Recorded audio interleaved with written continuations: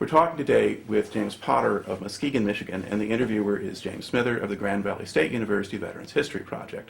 Okay, now can you start us off with some background on yourself, and to begin with, where and when were you born?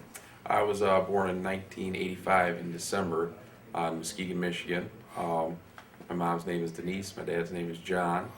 My mom had 7 kids with my dad, and my dad had another daughter in a previous relationship, so I grew up with 7 brothers and sisters plus myself. Okay, and where were you in the sequence? I was number 3 in age, so. Okay, so busy place. What did your father do for a living while you were growing up? He worked in shops mostly. Worked like foundries and line work at mechanical shops. I knew he worked for a place building seats for Cadillac for a long time. So. Okay. Now, did your mother work outside the home, or was she just stuck with 8 kids? Yes and no. Like my mom has degenerative disc disease, so she's always had problems with her back. But a lot of times she has worked. So. Okay. All right. Now, where did you go to high school? I went to high school at 2 different places. I grew up in a place called Muskegon Heights, Michigan, and I went all the way through, I think, 9th grade in Muskegon Heights, and then my mom switched me over to Mona Shores High School, and that's where I graduated from. Okay. And then what did you do once you graduated? I joined the Army when I was 17 years old, so before I even graduated, I signed up. Okay. Were they doing any kind of ROTC in the high schools there? Or? Not that I'm aware of. Okay. So what motivated the decision to enlist? Actually, it's kind of a funny story. I was in 11th grade, I believe it was at the time, and my buddy, his uncle was an airborne ranger, and he wanted to join the military, and as a way to get out of school one day, he was going to take the ASVAB, and I asked if I could tag along, and my mom told me yes, and I ended up taking the ASVAB. I scored pretty well on it, and then the more and more I hung out with him, the more and more I became interested. Okay, and now what date was this is happening? That I took the ASVAB test. I can't recall the exact date, but I ended up signing up for the military in October 23rd of 2003. Okay, so what do you remember about 9/11 when that happened? I remember walking into my 3rd hour class. I had an English class with Mr. Conrad, who's currently still a football coach at Mona Shores High School, and I walked in the classroom and I watched the second plane fly into the building, and I turned to him and I asked him, I said, "What movie are you watching?" And he was just in awe. He didn't even speak. So that was real. Okay. Now, did that enter into your own thinking about going into the military at that point, that they needed people, or was it really more just personal for you? At the time, it was more, I couldn't believe what was happening, and I was more in a high school frame state of mind. I was only in 10th grade when that happened. So when it actually happened, I didn't think too much of it. I just knew, something bad had really happened. And as we progressed through high school, I might have had some teachers that weren't as fond of my personal beliefs on it as I was. I would speak out in class sometimes, and I got kicked out of class for making negative comments about Osama bin Laden and Saddam Hussein quite often. So. Okay. I don't know that I would have expected that, but yeah, all right, that can be left over. Were you making trouble on a certain level at that point? Yes. Yeah. Okay. So a little Yes, too I vocal. was. All right, because the opinions themselves have been pretty widely shared. They were graphic opinions, and I can't say that I'm proud of the things that I said at the time, but I can't say that I don't necessarily stand by them either. Yeah, well, neither of them goes down in history as very nice men. So, Exactly. yeah. Okay.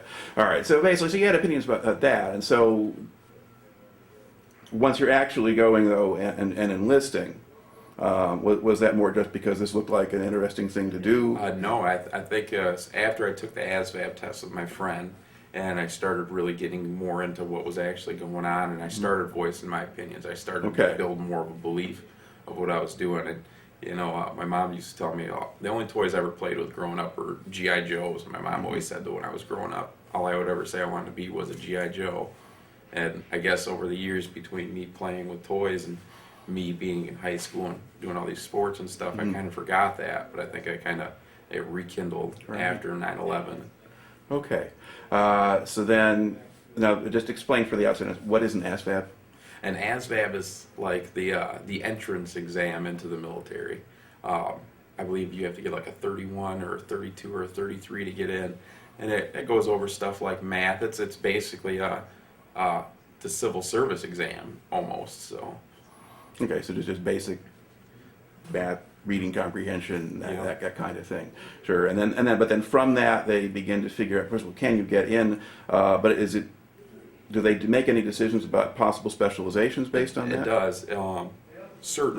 Certain jobs or MOSs in the military you can't necessarily get if you don't have a high enough ASVAB score. If you don't get, and the ASVAB is broken down into stuff like the GT score and the SC score, which I'm not exactly sure what those acronyms are for, but like I know I work full time right now for the military, and I needed a certain GT score to get the job that I have now, and it goes so on and so forth for any job that you would pick in the military. All right.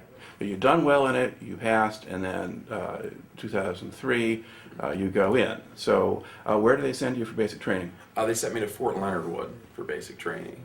I was in Charlie Company 795, the Comanches. All right. And what time of year was it that you were there? I left in January of 2005 for basic training. Okay. And how long a sequence was that?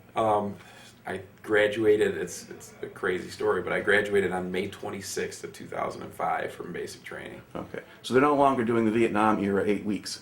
No, it's I did what's called OSIT, one-stop unit training. So Okay. I did basic training and my MOS training all in one place. Okay. So that's actually not too different from, because they had two-month sequence in the Vietnam era, so that's still fairly similar to that. Yes. Now, had you selected your own MOS, or did they just do that for you? I selected my own.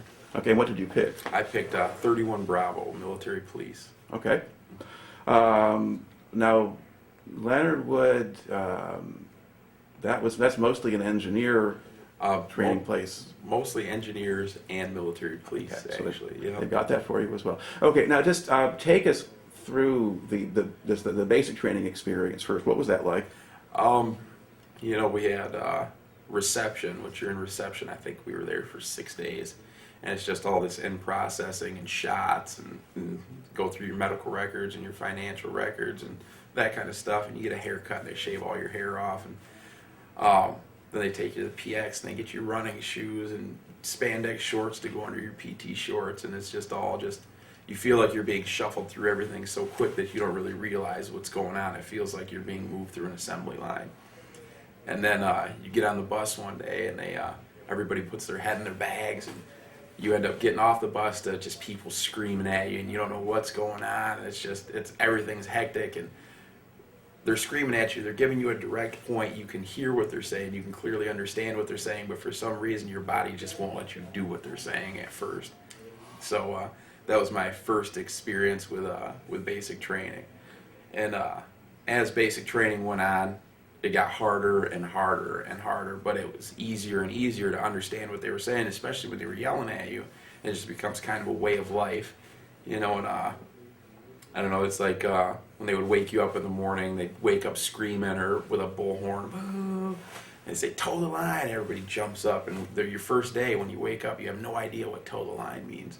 So everybody's doing push-ups because nobody understands, and then you start picking up on everything that's going on, and it was a real fun experience. You get to be with this specific group of people for basically 5 months, 5.5 months. So you get to learn, or you get to know people really, really well, and you build really strong bonds with these people, and you start to see the best of people, and you start to see the worst of people, and little things that start to get to you, and all that kind of stuff. So now, how much the treatment you're getting there early on with all the yelling and the rest of that, how much of that were you expecting? Quite a bit of it. You think you when you go in, you're mentally prepared for that. Like, oh yeah, this is going to be easy. They're going to yell at me. I'm not afraid of people yelling at me. And then they start doing it, and you realize how much you didn't really expect. Like how much that would really affect you. And it does. It's not in a negative way, but in a positive way. I think coming out of a high school environment and thinking you have the whole world, you know everything about everything, and then you go into something like that and they're just yelling at you, and they start to become mentors. Even though they're yelling at you all the time, you feel this pride whenever you're around them. You don't ever want to let them down. All right. And had you been an athlete in high school? Yes. Okay. Does that help you when you go into at least for the physical part of the training? I thought it would, but in high school I was quite a big boy. You know, I was 256 pounds. I played football. I played baseball. And then when I got to basic training, I was still that big, and I was, no problem. I played football. I played baseball. I ran all the time. No big deal. And 2 weeks into it, when you're exercising 2, 3, 4, 5 times a day, the next morning you wake up, you feel like you can barely move, and you got to go do it all over again. I ended up losing 96 pounds in basic training in AIT in that 5.5 months. So there's not a whole lot of you left at the There end. wasn't. All right. Because you're not a short man either. No. Okay. Now, was there a kind of a change of conduct or attitude from the first half of training to the second when they get you into the more specialized training, or did it just stay the same? It mostly stayed the same. When we graduated basic training, and before we started AIT, we had I believe it was the Warriors breakfast, and the drill sergeants let us get up and make fun of them and how they talk and this and that and the other stuff. And the next day it went right back to normal, and I think that was one of the signatures of being in the MPs is we have to hold a standard higher than everybody else's. So the professionalism or the drive or I'm not really sure the words I'm looking for, but the drive to make sure that you were above and beyond everybody else, they tried to stay on that even keel of just, we're going to keep going hard charging and yelling at you and making sure you're always on the right track instead of slowing down and taking it easy on you. Okay. Now, do you switch instructors, or do you stay with the same group? No, we stayed with the same group. We got, I think, 2 new drill sergeants in AIT, but we still had the other 2 drill sergeants that we originally had. Okay. Yeah, because normally it's common, or in the past, it's often been common to go to a different base for your AIT, or at least have a new set of instructors. But these guys knew you. They knew us. Okay. Now, did that in the end work for you or against you? I'm not sure. I would say for and against us. They knew what we were capable of. They knew when we were up to something that we shouldn't have been up to. They knew when to look for us messing up. But at the same time, it was good for us because we felt comfortable with who we were with, and it wasn't a whole new learning experience. What can we get away with without getting this person angry at us? And I just feel like if I would ever run into one of those people again, they would still remember me, and I know for sure I would still remember them. Right. Now, what did the AIT part consist of, the actual MP training? We did a lot of like LNO training, UCMJ training. We did. What do those things mean? UCMJ is the Uniform Code of Military Justice, so we would learn different laws, and LNO training was like law and order training. So it's driving around in the police cars and knocking on doors and mock villages and dealing with different situations. And we did a lot of mount training, which is like clearing buildings. And we did convoy ops, which is driving around in Humvees and reacting to possible IED threats or direct fire threats or indirect fire threats, and just a lot of different things. We did foot patrols, all kinds of stuff. So this is really kind of geared toward the sort of combat zone areas, so to Iraq or Afghanistan. And did you have people training you who had been there, or was Yes, it? yes, we did. One of the drill sergeants that we ended up getting that was new was Drill Sergeant Vaughn, and everybody thought he was crazy, including me. We did this thing called U.S. Weapons, where we go out to a certain range and we fire every weapon the United States military basically has that we have access to. And he gets behind what's called a Mark 19, and it's a automatic grenade gun, basically. And he just starts shooting, and he gets this twinkle in his eye and this big smile on his face, and he doesn't let go of the trigger. And the next thing you know, the wood line's on fire. So, yeah, he had just gotten back, and everybody swore up and down he's got PTSD, he's lost his mind, stay away from him. But he actually turned out to be a really funny guy, and he'd make a lot of jokes, and sometimes they were at my expense or other people's expense, but, it's all in good fun. Was he supposed to set the wood line on fire? No. Okay, I didn't think so. It was a little hard to replace. All right.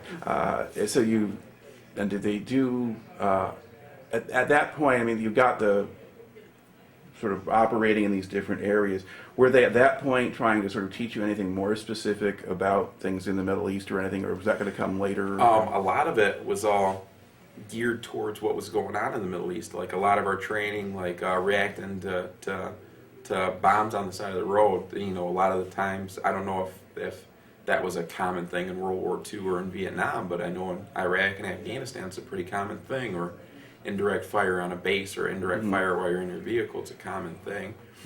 Direct fire while you're in your vehicle, and then, you know, in Iraq and Afghanistan, you don't really have anybody that's in uniform. You don't really know who you're fighting against until it's presented in your face, and that's, you know, they had the traditional dress on when we would do mount training and all that kind of stuff. So it's, if you didn't see a weapon in that person's hand, then, you know, during training you weren't allowed to engage them. You had to have positive identification and that kind of stuff. You follow the rules of engagement, and if you didn't, the drill sergeants made sure you knew what they were later on. So, okay, yeah. So that's it. Certainly sounds as if they were trying to do the best they could to get you ready for where you might very well wind up going.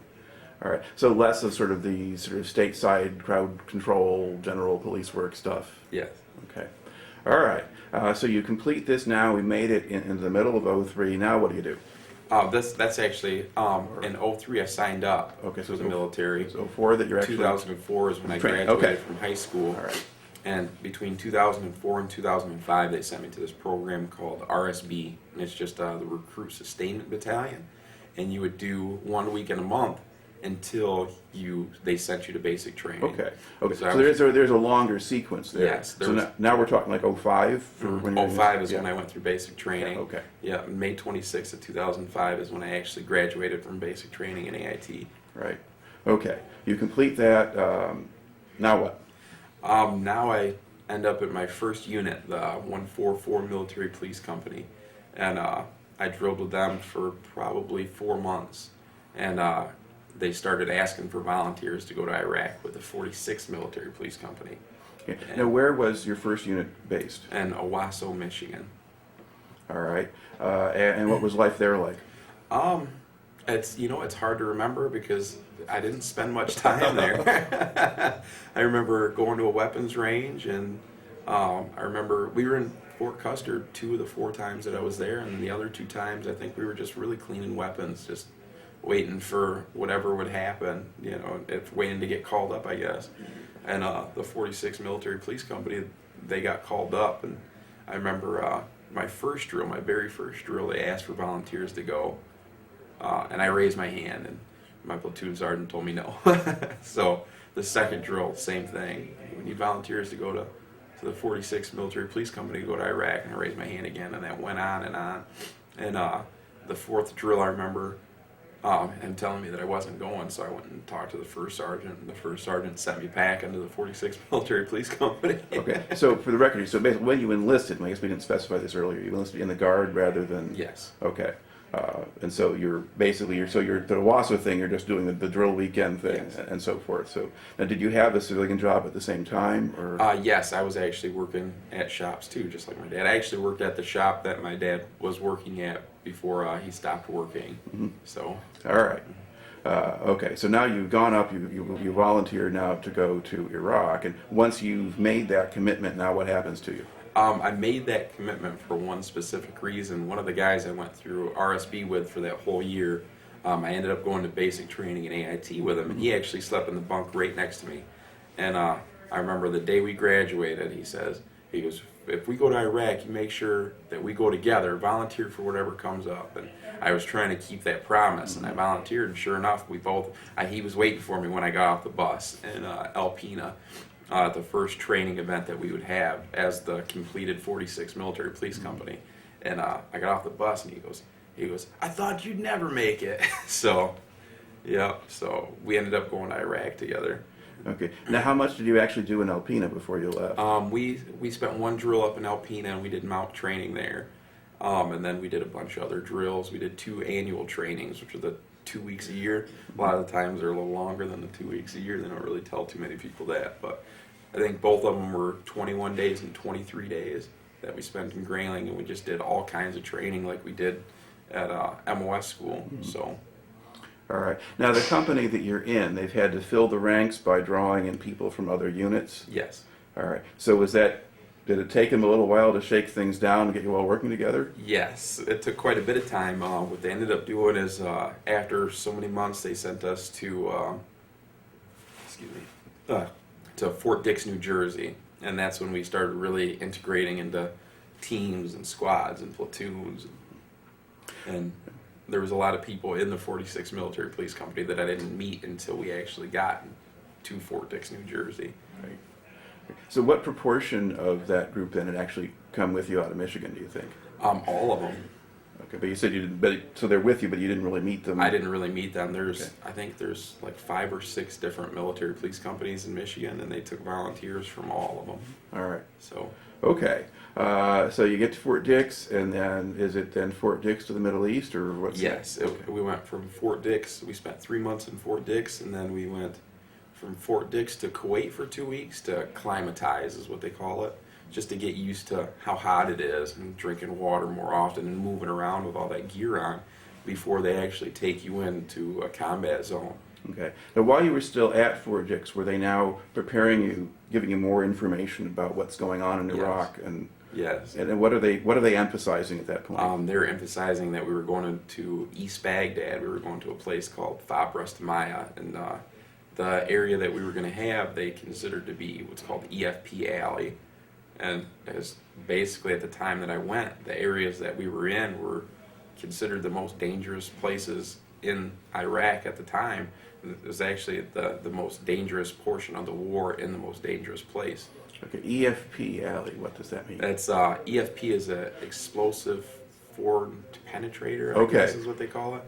And it's basically a bomb, and then on the front of it is a copper plate.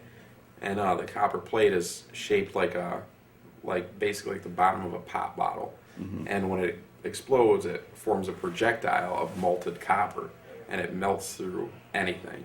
So no matter how much armor you really had, it was coming through.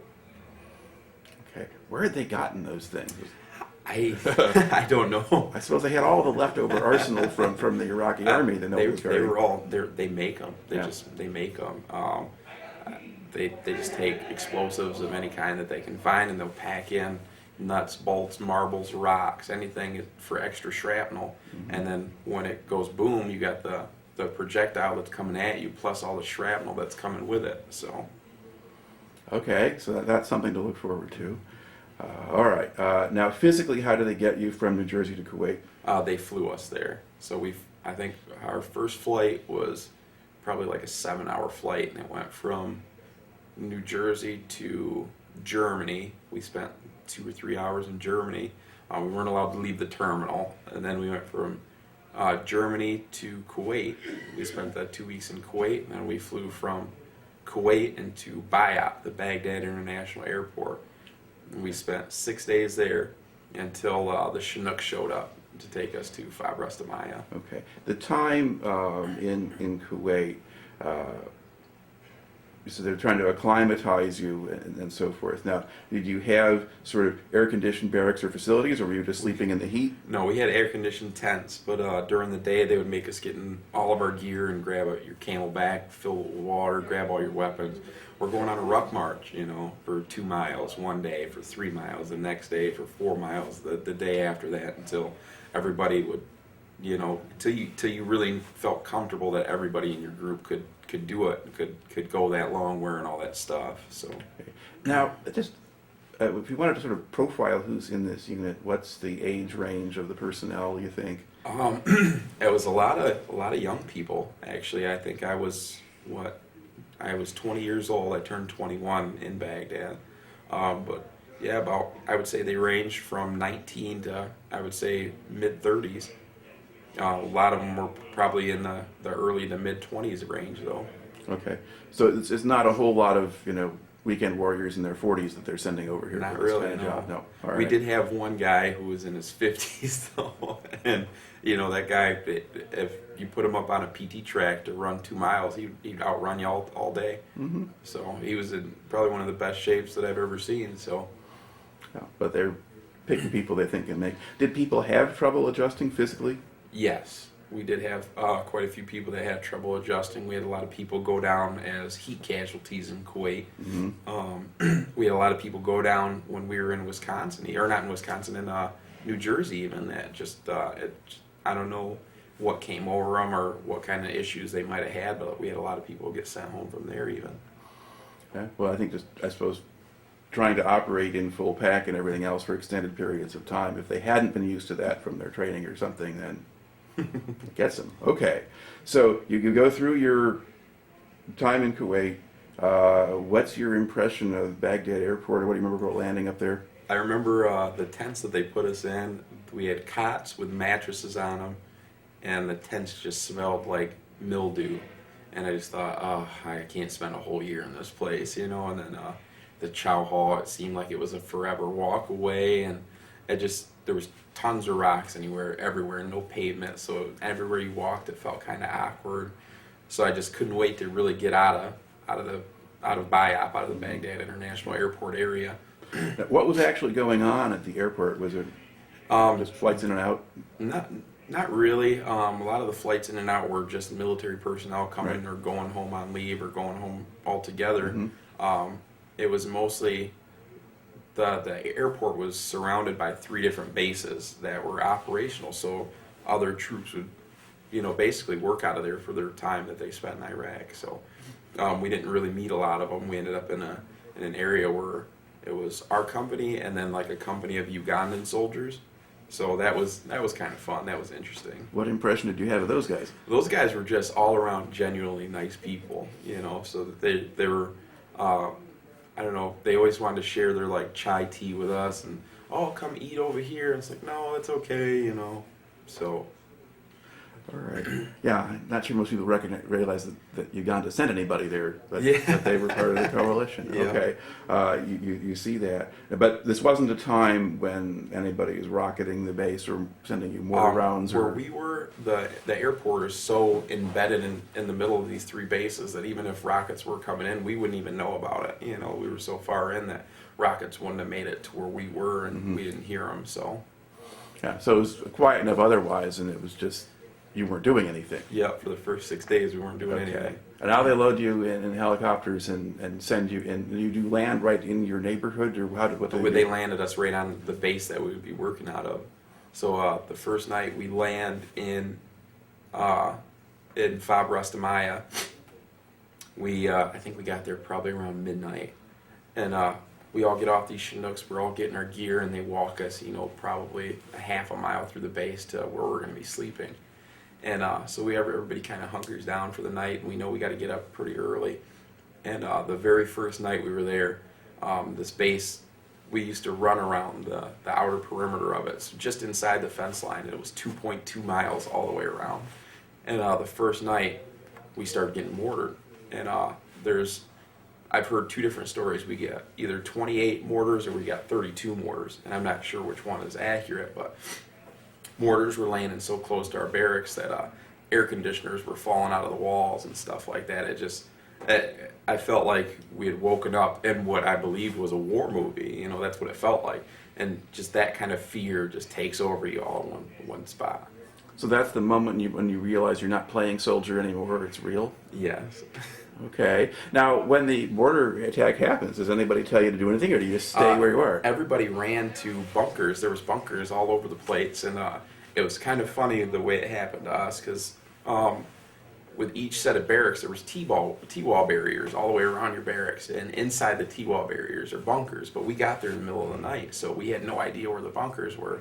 So we run out of the barracks, out of the T-wall barriers, so now we're completely exposed to any kind of mortars that could come down anywhere. So what is a T-wall? A T-wall barrier is just a big cement wall, and it's shaped like a T, okay. And they take, 30 of them and surround the barracks with it. So basically, if a mortar lands outside the T-wall barrier, the shrapnel's not going to come through the cement. And how tall is the barrier? I would say about 20, 25 feet. Okay, so it's it's not like a little highway barrier thing. No.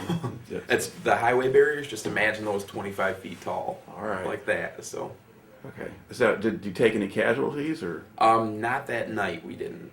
But I remember we ran out the T-wall barrier, and about 50 feet down the road, we see a bunker outside the chapel, so we just run all the way down there. And when the mortar attack finally stopped, I think it was probably 4 in the morning, and we started getting mortared around 3 in the morning. So it just went on for a really long time, and I didn't know it was going to be to that extreme. And then we get told to go back to the barracks. We all go back and try to get in bed and try to go back to sleep. And about 5:30 in the morning, we get woken up again. So it's time to get ready. We're going on our first mission. Okay. All right. And so now you physically get up, and now what happens?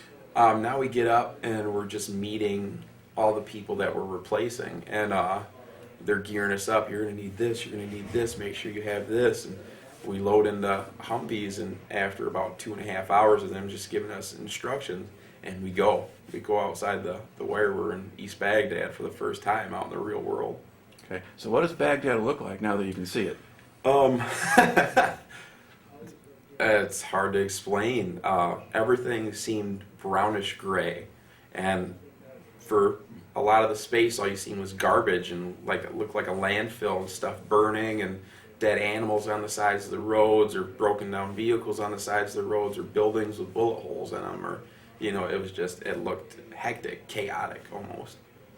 And what was your actual mission that day? Presence patrol, just Okay. driving around, waiting. That's the way I envisioned presence patrols, or that's the way I interpreted it over the time that I spent on my first deployment. Was we were just driving around waiting for something to happen.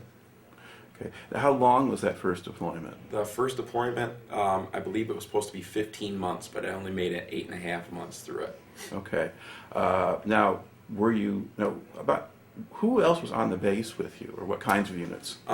We had a military police battalion that ran our company. We had our company, which was the 46th Military Police Company from Michigan.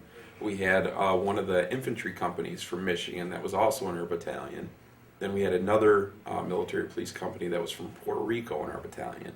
Then we had like the 1-8 Cav and the second ID guys, and that's the only people I really remember being on the base.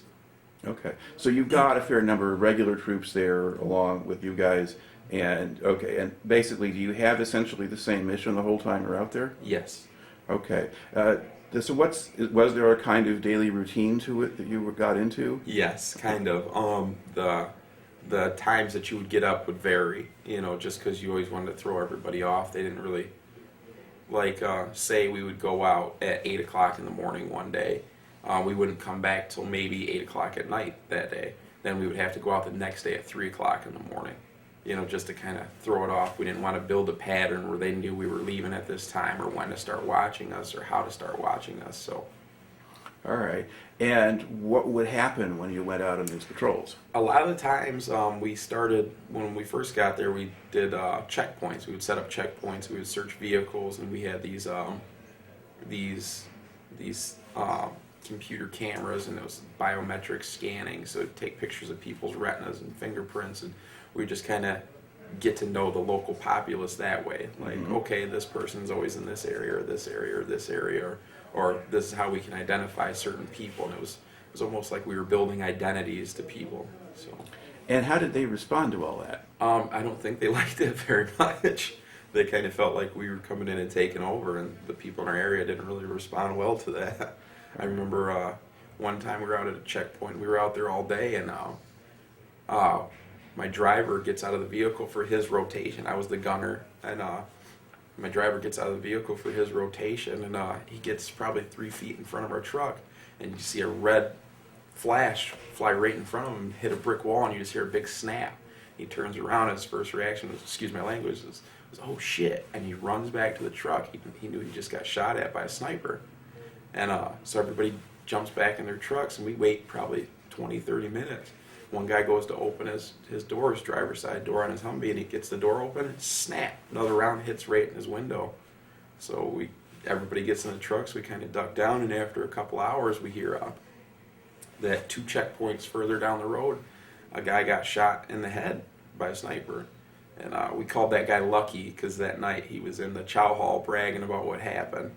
He got shot right in the center plate of his helmet, and the bullet came through his helmet, and it burned around his head and then exited the side of his helmet, and he didn't really get hurt. Yeah, I mean, I've heard of that happening with other kinds of words and things. I guess that's what a helmet's supposed to do. Yes. And in that case, it actually worked for him. But so when that happens, there's not any kind of a reaction or response you can make to a sniper. You just sit there and wait. Well, we were on top of a bridge, which probably was a silly place to be at the time, but it was a good choke point so where we can catch everybody that needed to cross that bridge to get to through the rest of their daily commute. So we set up there so we could start doing these scans and getting identities for these people. And where we were, there was buildings off to the right of us, and it was probably 200-300 feet away, and buildings were like super high, 20 stories, and then over here was an open field and swamp land. You just didn't know where any of it was really coming from, Right. So it's like, okay, we know rounds were coming. We've seen one come from that way, and we know one hit over here. And snipers, one shot, they just get up and go. You never know where they're coming from or where they're going to be at next. So. And you don't have anybody supporting you who might actually try to go find a sniper. Yes, they have what are called landowners. So these are the people that are constantly patrolling these areas all the time. But it's as simple as this with the way things worked over there. If you didn't see them shoot at you, you can't prove they shot at you, so you couldn't really react to it. So all it took was one shot, drop my weapon, and take 2 steps away from it. Oh, did you have that weapon? No. Okay. Well, I can't really do anything about it at that point. All right. Now, when you're at the checkpoints and so forth, do you have translators with you or anybody who Yes. speaks Arabic? Or? Yes, we did. We had interpreters with us. We had, 3 interpreters. Kevin, or actually we had 4 interpreters. We didn't have them all with us at the time, but we had Kevin, Laser Ray, Scooby, and Kiwi, which all of them were great guys. And they were all American soldiers? No, they were all, I can't say they were all Iraqi interpreters, but they were all interpreters and they spoke the local. Okay. Local So these language. are just names that you give them? So Yes. his name wasn't really Kevin? Well, I'm not sure. I don't think their names were really the names Yeah. that they had, mostly because a lot of them lived, in Iraq, and it was dangerous for them. They Yeah. would stay on the base with us for, 2 months, and then they would, okay, I'm taking 2 weeks of vacation. They'd have to leave the base, and they're just driving to try to get home, wherever it may be, 2 hours away, 3 hours away. They don't want the people around them to know that, hey, I work for the Americans. So they would cover up their faces a lot of the times, or they would change their names a lot of the times so that. Did you have any sense of how they understood what they were doing, or was it just a job for them? Or I don't think so. I know one of them, he was born in Germany. His parents were Kurdish, and he had family in Iraq or whatever that he came to visit during the invasion, and he kind of just got stuck in Iraq, and he was like, well, since I'm here, I might as well go be an interpreter. I can speak the language. So, Okay, so he kind of fell into that and so forth. But but did you have any sense of whether or not they thought you might be doing anything useful? Or I have a feeling that some of them thought that it was very useful that we were there. It was funny. It was and not really funny, but like we would go to our Iraqi police stations or whatever, and we would talk to the police, and that guy's lying. He's lying. I hate him. Blah blah blah. We need to get him out of here. He's one of the bad guys. This and that and the other stuff. And you're like, how do you know that? And later on down the line, you'd find out, yeah, he really was one of the bad guys. The interpreter knew exactly what he was talking about. They're really just, I think they were there for the betterment. Like they wanted their country to be better than what it was. So. did you do sort of cooperative work or anything like that with Iraqi police? Yes, that's where the deployment kind of took a turn after the checkpoints and stuff, and they realized that checkpoints weren't really doing us any good, and it just kind of made us sitting ducks. That's when we kind of transitioned into training police. So we would take police officers out, and they would set up checkpoints, or we would do our presence patrols. So we would do like a foot patrol where we'd walk around our area for like 4 hours, and we'd meet kids, and there's times where we'd take out soccer balls or candy, and we'd just throw them to kids. The kids would walk us around, and kids would tell us where not to go and where to go. Don't go that way, don't go that way, bad people that way.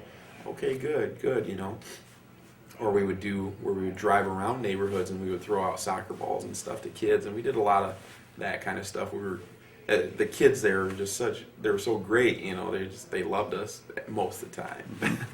But yeah, so we would do the presence patrols in our vehicles with the Iraqi police, or we would do foot patrols with the Iraqi police, or we would set up checkpoints with the Iraqi police. And we had civilian police officers that would come with us out to Iraqi police stations, and they would go in and they would train them on different stuff, and we would provide like medical aid to their prisoners and all that kind of stuff. So just a lot of different things. And what impression did you have of the Iraqi police themselves? Not good impressions. Not good impressions at all. I didn't feel they were trustworthy. I didn't feel like they really cared about what we were doing. I didn't feel like they really cared about their country in general. It's if there was something bad going on, like for example, there was a guy that was shooting, you know, basically shooting at civilians in this apartment complex that was like 100 feet away from our Iraqi police station, and our police officers didn't want to go. No, I don't want anything to do with this.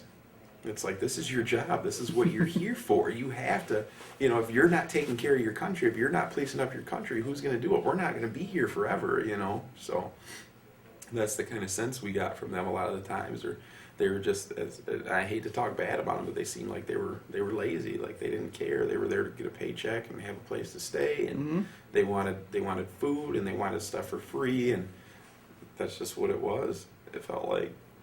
Okay. And over the course of that time, did there seem to be some chunk of them who were catching on or doing better? I mean, did they make any progress training them? There was a couple of them that were making progress, but there was a lot of them that were getting worse too. All right. And about how long were you observing that going on? The whole time. Okay. But I mean, I guess you're working with them sort of like about the second half of the deployment. Well, what, your time there, or?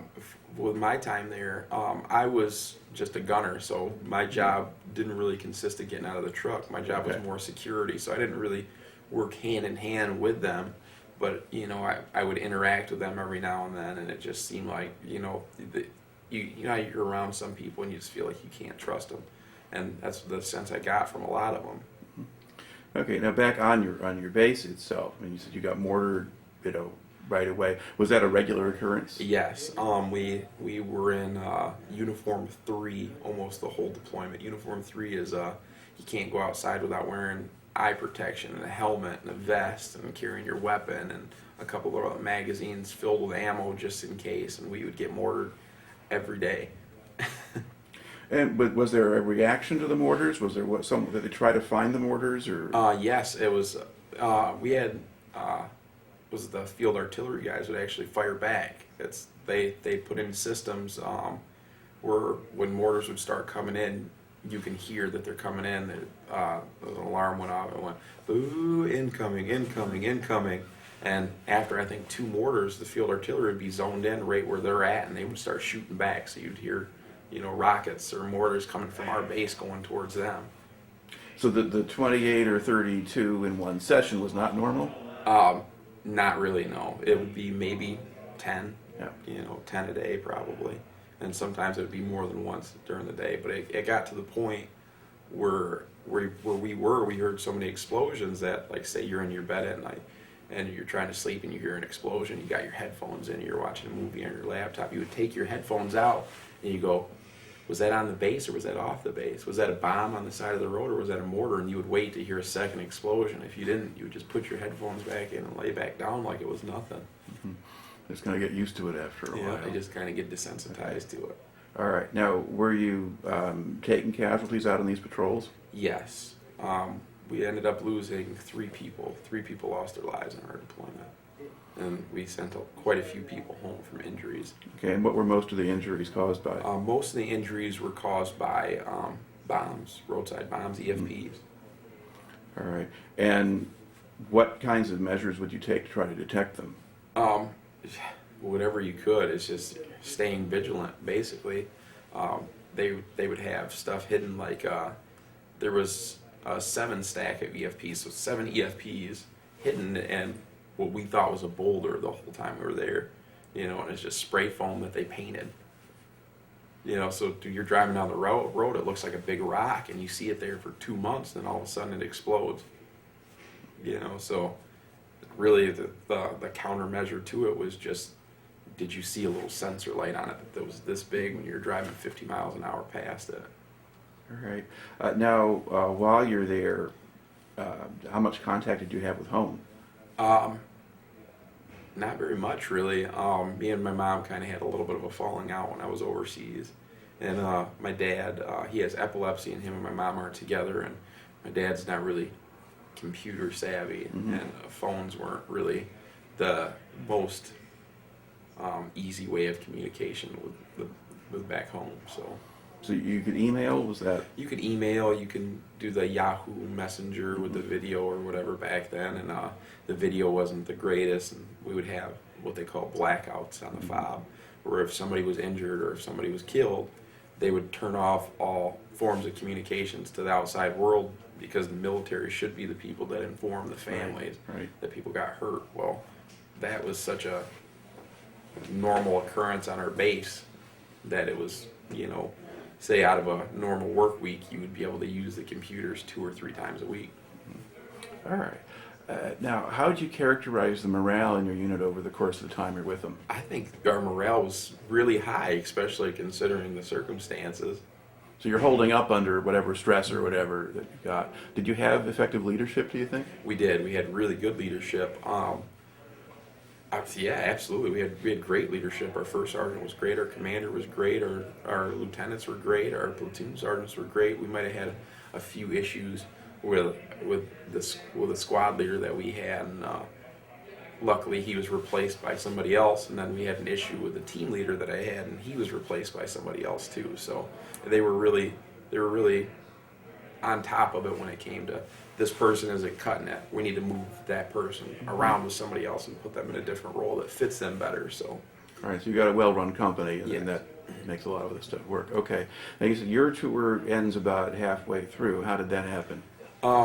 It was May 26th, which I said is a funny story. It's the day I graduated high school. It's the day I graduated basic training in AIT.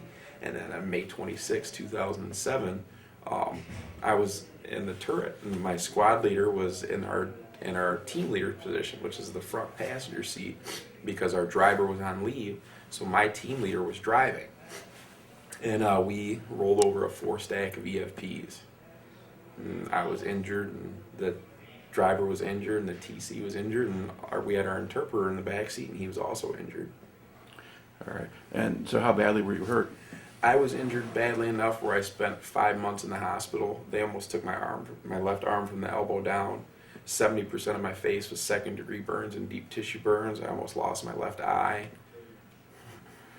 Okay, that's. Do you remember much about after you got hit? I remember everything about after I got hit. I remember we had missed the turn that we were supposed to turn on, and figured, we miss turns all the time. These roads are crazy.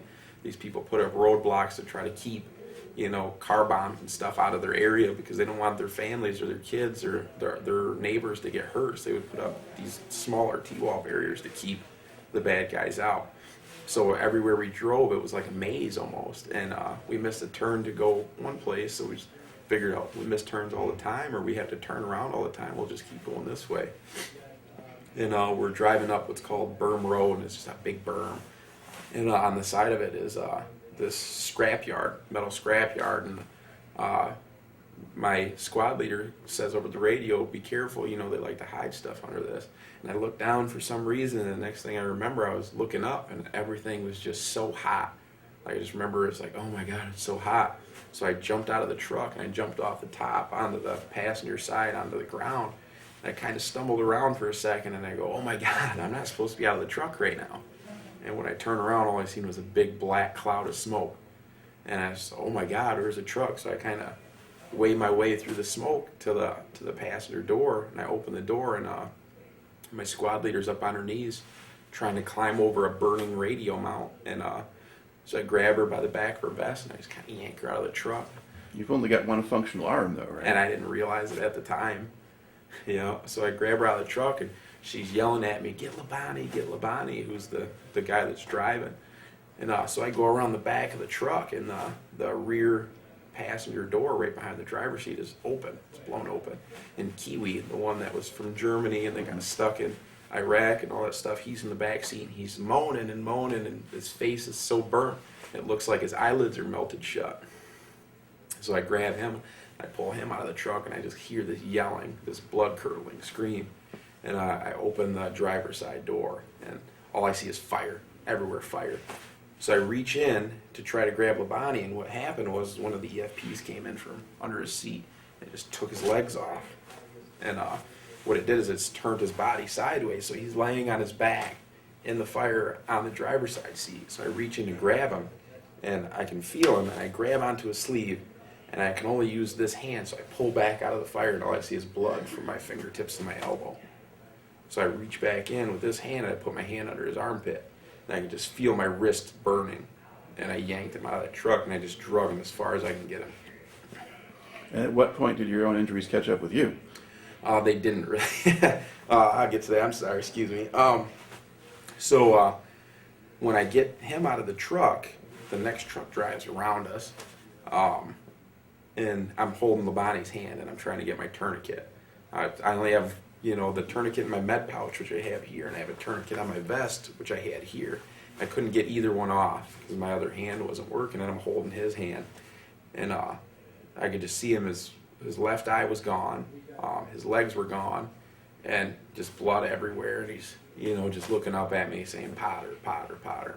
And I'm yelling, hey, you're going to be okay, you're going to be okay.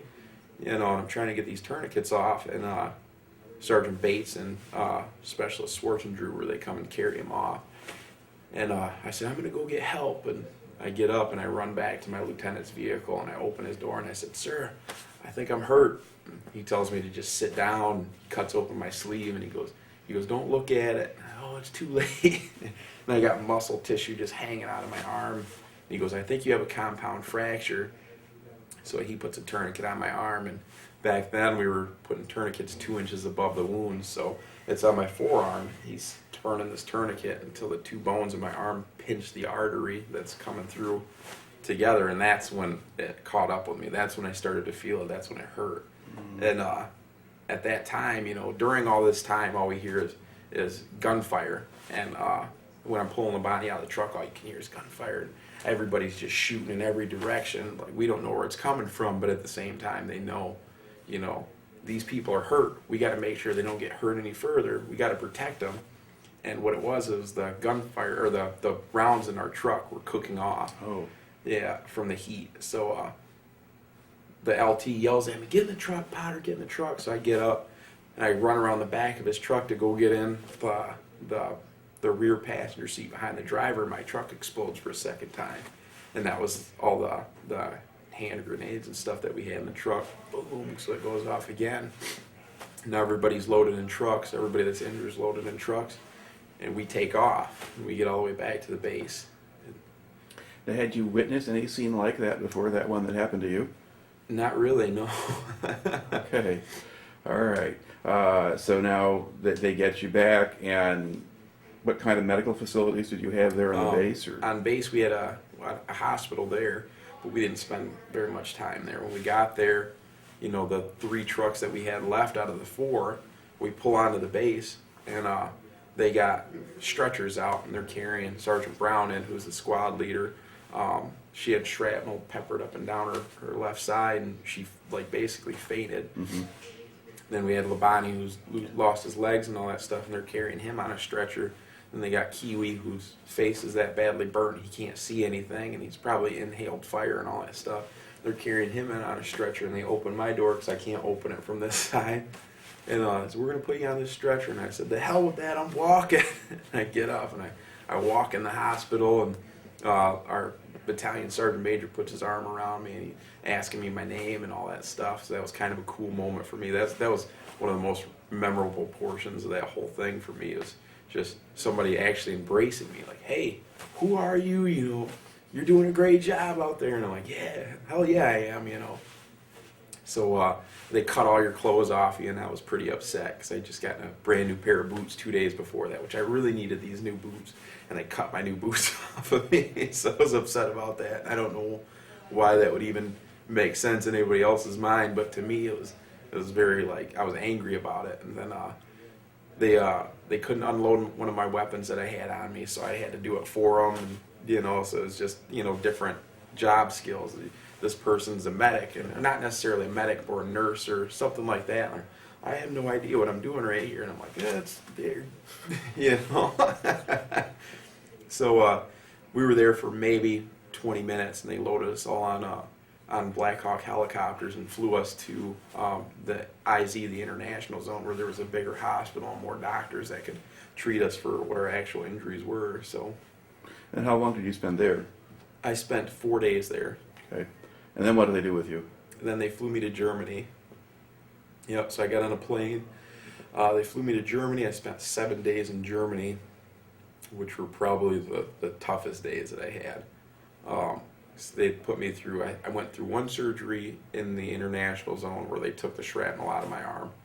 And then in Germany, they changed my bandages 3 times a day. So they would pack your wound with gauze, and I had a hole all the way through my forearm. You know, so they packed gauze all the way through my forearm, basically. And it was basically the gauze, when they took the wrappings and all that stuff off, when they pulled the gauze out, it was to get the pus and dirt and metal and all that stuff that was left over in there out of it. So they couldn't wet it or anything like that, so they're pulling dry gauze off of flesh inside of my arm, which is terrible. You know, it took probably 5, 6, 7, 8 people to hold me down sometimes while they did it. And they did it 3 times a day. Then they did washouts of my wounds, where they basically take a pressure washer and stick it inside your wound and just start spraying. Luckily, I was I was under anesthesia or whatever it's called when they were doing that. And but the first time they did it, when I woke up, I don't know if they just forgot to give me the pain medication or what. So I woke up and I was just screaming and trying to get out of the bed, and they just strapped me down and they just started pumping me full of narcotics or whatever, so I wouldn't feel it anymore. All right, so you endure all of that, and they still haven't really done surgery to repair anything yet. Nothing This to is just repair it to at that clean out point. the wound. Just cleaning it up to see what the actual damages were. And then after the 7 days in Germany, they fly me to Andrews Air Force Base in Washington, D.C., and I spent 1 night there, and that was a pretty memorable night for me, too. I had a pretty big piece of shrapnel in my elbow, my right elbow. I couldn't move any of my fingers on my left hand, and it was like catching on stuff like my t-shirt or on my bed, and it was just super annoying.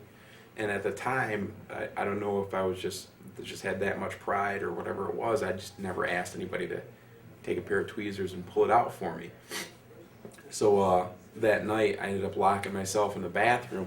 And I took my hand, which I couldn't move, and I just took my finger and I just tried to pull it out of my elbow. And I was in there for a couple hours before a nurse came looking and said, where is he at? And I shared that room with 3 other people that night. And one of them said, he's been in the bathroom for a couple hours now. So I don't know if she thought I was in there trying to hurt myself or whatever. And at the point, I got so frustrated that I was just in there bawling while I was doing it.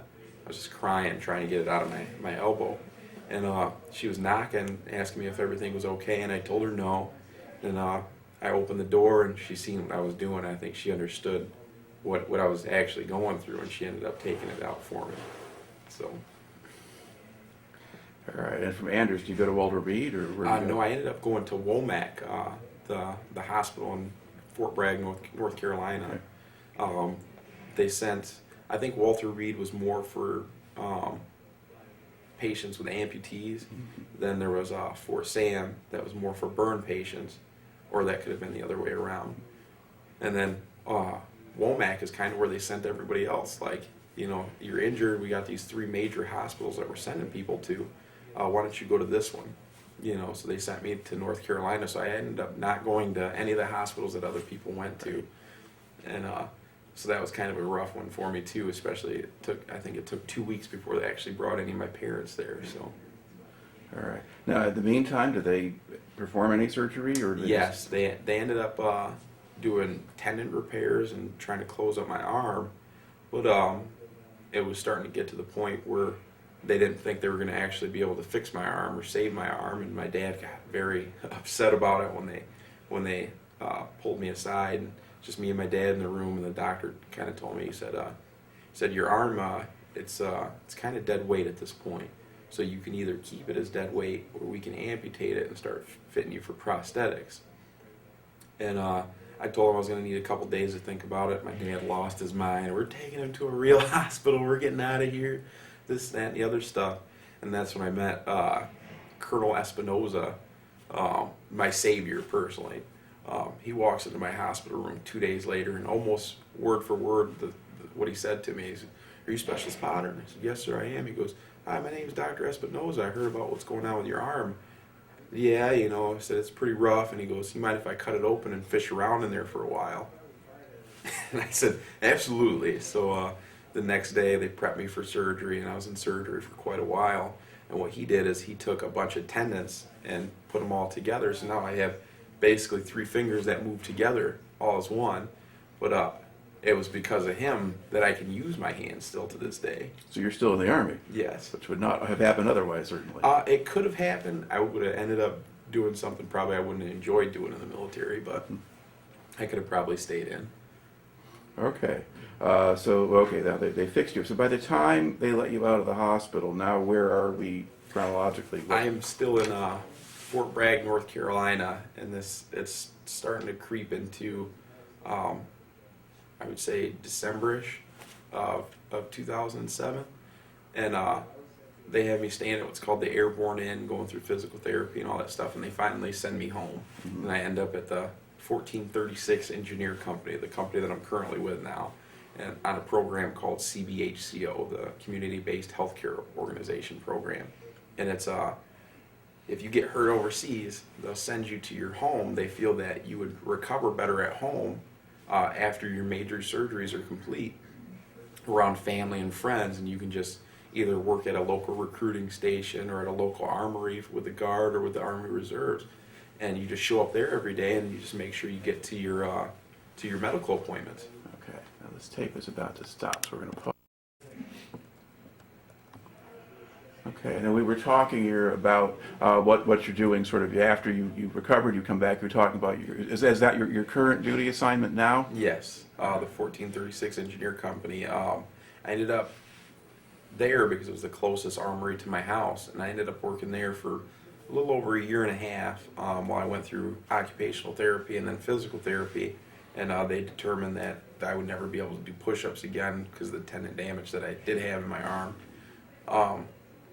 And from there, I ended up staying with the 1436 Engineer Company, and in 2010, I ended up deploying back to Iraq with them. So that was a really, really great moment for me. Not so much for my wife; she wasn't very happy about it. But to me, it was a way for closure. You know, like I'm gonna go back to the place that I was when all this happened, and I'm gonna redeem, you know, everything that happened. Everything's gonna, I don't know how to explain it, but I got that exact feeling from that. Right. Now, when did you get married, by the way? I got married on February 23rd of 2008. Okay, so that was after you were back. Yeah, after I was back, after all that stuff had happened, so. And was this somebody you had known beforehand? Yes, I ended up, I started dating my wife just after high school. We had dated for a while.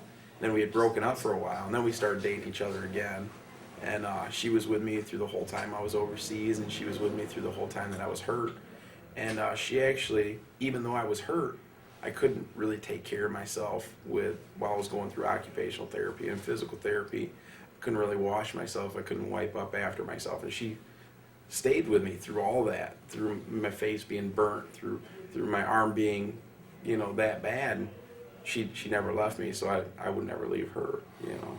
Yeah. So, but I can understand why she would not be really happy about your getting going back again. a second deployment. Yeah. Okay. Okay. So now, tell us a little bit about that second deployment. That second deployment, I got exactly what I was looking for. I got redemption. I felt like I got payback. Was it? We had gotten there, I want to say, in September of 2010. And when we were actually deployed to Kuwait, but we were doing what's called convoy security. So we were taking supplies from Kuwait to bases in Iraq, and like fuel, food, just that kind of stuff to support other soldiers that were at these bases doing the kind of missions that I was doing on my first deployment. And there was one day, it was December 9th, which is my birthday. My lieutenant, our platoon leader, he wanted to go out on mission, and he wanted to replace me in the truck on that mission. Well, I didn't want to stay on the base in Kuwait. You know, there's just really nothing to do, and it's kind of hard being away from everybody that you're with all the time. We slept in one tent as a squad, and with everybody gone, I would be the only person there on my birthday, and I didn't really want to celebrate my birthday by myself. So on the way north, I sat in the back, and then on the way back south the next day, December 10th, which is my brother's birthday, we come driving down the road, and our gunner spots something strange, and it was an EFP. It was a really big EFP at that. And at that moment, when we realized what it was and that we had just saved the convoy that was coming north, that was, 300 feet, in front of us waiting to pass through that area, or the convoy that was behind us, another 1,000 meters or whatever that was waiting to come in behind us, we had stopped everybody. We'd stopped everybody going through that one place. And I just felt like my revenge. I finally got it. And I just broke down into tears, and I was hugging everybody in the truck and this and that and the other stuff. So it felt good. I was like, after everything that I've been through, we finally got him back for it. Okay. Now, had you driven past this thing, or were you just approaching it and you spotted it ahead of you? Well, we were driven past it. We were going probably 30 miles an hour at the time, and we had driven past it, and he yelled for the driver to stop. He yelled for the lieutenant to stop the truck, and that's when he realized, that wasn't there yesterday when we drove past. And he started taking pictures of it, and he had a pretty high-tech camera. And so he started to zoom in, and that's when we all started to look at the pictures, and we realized there was a little antenna on the back that you could barely see, but they had like this little bush thing that they pulled out of the ground and put it in front of it. Then you could see little wires going into the sand, and it was like, oh my God, we really found something this time. So are you leading the convoy and yes, lead vehicle, and then there's a big gap between each vehicle? Well, what we did is we were the scout truck, so we would take vehicles north, and then we would bring vehicles south. We'd bring full vehicles north into Iraq, and then bring empty vehicles south to Kuwait to refill. Okay. And with the scout truck, say there was four vehicles, 4 gun trucks, and we were one of the gun trucks. The scout truck, we were probably a half a mile in front of everybody else. And then you had the lead truck, who was in front of the first 30 vehicles, and then a middle truck, and then another 30 vehicles, and then the rear truck.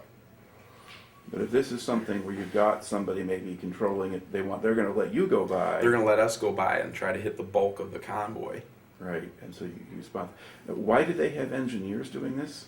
We were on a non-MOS specific deployment, and basically everybody is a soldier. Everybody's trained to do, convoy operations. Everybody should know how to work a crew serve weapon, so driving a vehicle and working a crew serve weapon, you don't really need to be an MP or an infantryman or anything like that to do that. As long as, you have your basic soldiering skills, you should be able to function in that kind of a role. So. Okay. Now, once you discover the device there, then what happens to it? Well, then we wait for route clearance to confirm that it is what it actually is, and they took forever to get to us. And then we had to wait for EOD, which is the Explosive Ordnance Disposal Unit, to come out and actually dispose of the bomb. And so we're waiting for EOD, and I say that from us spotting it to the time EOD actually did something about it was probably about an 8-hour window. So it was a long day. So you went from having your redemption to a lot of hurry up and wait. Yes. Okay. But it actually got better even after that. So was it now we're in May, so we went from December all the way to May without another incident. And then come May, here we are again, same kind of situation, except for we're coming off a bridge, and this time I spot it. I'm driving. There's another EFP on the side of the road, and it just looked like a brick, like a big brick, but I seen what looked like a dime pasted on the front of it. And, that's something that you always want to try to look for, is that little sensor. Mm-hmm. And we're the scout truck again, and immediately I stopped the whole convoy, and I just started crying again. I was like, oh, it happened again, I'm winning. Now it's Iraq 1, James 2, so mm-hmm. That's kind of how I felt. Yeah. Now, at this point, generally, did you have a different impression of the situation in Iraq from your first tour? Yes. The first tour, it just felt like no matter what, there was always something happening. There was always tears. There was always bloodshed. There was always something going on base. There was always an explosion. It just seemed like it never stopped. Just every day, it felt like somebody somewhere was losing something. And the second deployment, it was like it was basically the drawdown. There was nothing going on. It was just every so often there was these small incidences, and it wasn't like they were winning in my eyes anymore. You know, as the first deployment, there's people getting hit by bombs all the time, or mortars going off everywhere, and people catching shrapnel from them. And the second deployment, it's like there's 2 bombs that didn't go off, you know, because we caught them first. You know, so it's like the whole deployment was like that. It's like no matter what, it just seemed like we were constantly a couple of steps ahead of them.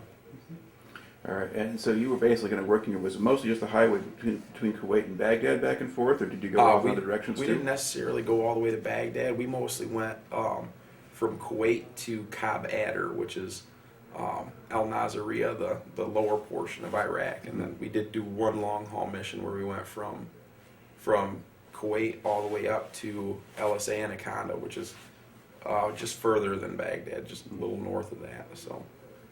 All right. Now, in this kind of operation, do you have much contact with Iraqis, either military or civilian? No, none at all. Mm-hmm. Yeah, we would drive through the Iraqi army or the Iraqi police checkpoints, but you know they're not going to stop us at this point. It's, hey, we're coming through, just move out of our way. Okay. Now, in this one, so you spend a fair amount of times or nights in Kuwait as opposed to in Iraq and that kind of thing. Well, what it would be was, say, we were on a 3-day rotation. So one day we would get up, we would travel from Kuwait to Iraq, we would stay the night in Iraq, and then the next day we would leave Iraq and come back down to Kuwait. We'd get to Kuwait, spend the night in Kuwait the next day. So it was just like a circle, and that's how it went for the whole year. Was it a more civilized existence than the first time? It was. It was a lot more civilized. So what kind of amenities or conditions, what was better about that second time around? In Kuwait, the second time around, there was like restaurants on base, and there was more than one chow hall, and just the living situation. The first time I went, we had our whole company in one tent in Kuwait for the 2 weeks. This time we had just a squad, so you had 8 or 9 guys in one tent, and you had a TV, a DVD player, air conditioning right in your personal space. You had like curtains you could hang up, so you had privacy, and bunk beds, so you could put your weapon up on top of your bunk bed and lay on the bottom bunk and go to sleep, and that kind of stuff. Versus the first time. All right. And now were you communicating with home more regularly than yes, before? Yes, a lot more regularly than before. We had call centers, and you could buy a cell phone, and the internet was better, and you had the MWR and the USO and all these other things. We had musicians that would show up and do concerts for us, or comedians that would come and do stuff for us. Like I got to see Joan Jett, and I also got to see what's the guy's name as a country artist. I can't remember his name right now. But we got to see like Miranda Lambert and all them. So it was actually a really good time. I enjoyed my second deployment a lot more than I enjoyed my first one. And how long did the second deployment last? The second deployment was 11 months. Okay. Was that planned, or did it end a little early, or? That was planned. We left when we were supposed to. Actually, the company that came to replace us, which kind of sucked that they did what they did, but they came to replace us a month earlier than what they were supposed to. So we trained them up, and then they took over the mission. And then for the last month we were there, we didn't do anything. So I just played like a lot of like Tiger Woods golf on the Nintendo Wii at the USO, and played darts, and I learned how to play ping pong and all that kind of stuff. So. All right. Now, were you expecting at this point to go back and just be in the Guard and a part-time soldier, or? Yes, when I had gotten back, I was applying for what are called AGR jobs quite a bit at that time, and those are the full-time jobs in the Guard. And I think I applied for like 18 of them, never got a call back, never got an interview. And then I ended up taking a promotion from E4 to E5 back with the 46th Military Police Company, and that was almost 2 years ago. And I get back up there, and I start seeing faces that I haven't seen in years, and oh, Potter, welcome back, this and that and the other stuff. And when I got back there, they were geared up to get deployed, and they were going to go to Afghanistan, and I was going to go with them. And then that got canceled, and I was kind of bummed because I really wanted to go to Afghanistan. I'd been to Iraq twice. I already knew what that was like. Now it was time to go to Afghanistan and see what that was like. And my wife wasn't very happy about that either. So When it got canceled, she was ecstatic. And then I think it was probably 2 days later, I get a call asking me if I would accept the full-time position at the 1436 Engineer Company, which is the company that hosted me while I was on CBHCO and let me stay with them for so long. And then I deployed with them my second deployment. And they asked me if I wanted their admin NCO position, and I told them yes. All right. Well, I've got to say that you've gone through quite a bit, and you retained a very positive attitude toward the whole thing, and a very healthy one. And the fact that you could sort of, having had two deployments, think that a third one would be a good idea, which I guess other people have done. What kind of support or counseling or whatever did you get while you were going through your own recovery process? I didn't seek any kind of counseling at all. To me, I'm not a religious person, but I'm one of those people that I believe in God, and I believe that, or I still believe to this day, that God puts everybody on this planet, and you have different milestones in your life. And my first deployment where I got hurt and I was in that situation that was so bad, that was one of my milestones. If I hadn't been there, would those people have gotten out of that truck? Would everybody still be alive in this day? And that's kind of how I've always looked at it. It's not that something so bad happened to me, but it was something so good that I was there when I was supposed to be there. And if I wasn't there, things could have been a lot different. So. Now, what do they do for people when they bring them back? You complete a tour, you bring them back to the States. Is there, you get some decompression time in Kuwait or whatever before you go back out. Do they give you any sort of information on different resources available and that kind of stuff? Yes, actually they did.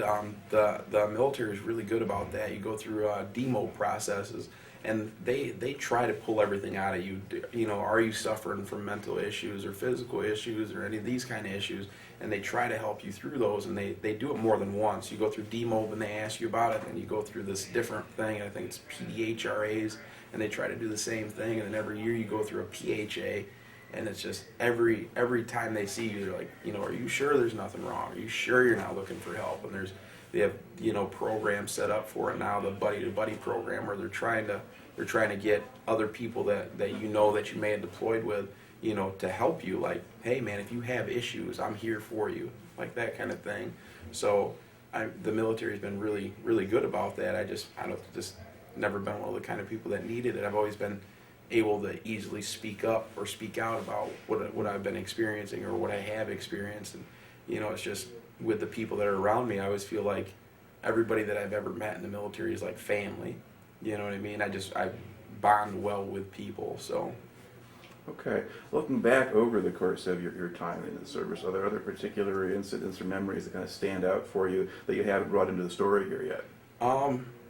Not really. I think I pretty much laid it all out. Okay. Well, you've done it very well. I just want to thank you for taking the time to talk to us today. Thank you for having me.